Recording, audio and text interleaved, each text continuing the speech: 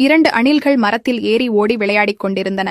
அதில் ஒரு அணிலுக்கு கடவுள் பக்தி அதிகம். தோழனான மற்ற அணிலுக்கோ கடவுள் நம்பிக்கையே கிடையாது.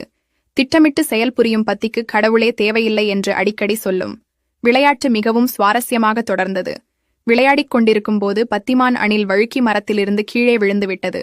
காயம் எதுவும் படவில்லை என்ற போதிலும் கொஞ்சம் அடிபட்டு வலித்தது. பெரிய ஆபத்திலிருந்து என்னை காப்பாற்றிய கடவுளே உங்களுக்கு நன்றி என்றது.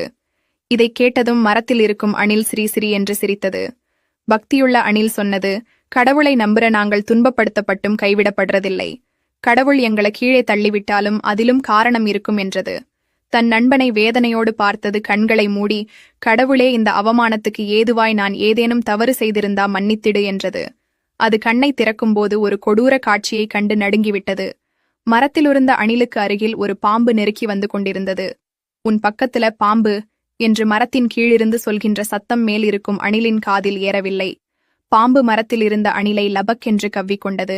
தன் தோழன் மரத்திலிருந்து தவறி விழுந்ததற்கும் கூட ஒரு காரணம் இருந்திருக்கிறது என்று உணரும்போது அது முழுமையாய் விழுங்கப்பட்டிருந்தது. சில வேளையில் நாம் நடுமாறி விழும்போது உலகு கேலியாய்ச் சிரிக்கலாம். அது நம்முடைய உயிரை காப்பதற்காய் கூட இருக்கலாம். நமக்கு எது நிகழ்ந்தாலும் இறைவன் அதை நன்மைக்குதான் செய்கிறார் என்பதை உணர்ந்து கொண்டால் வேதனைக்கு ஏது இடம்? Download ShareChat.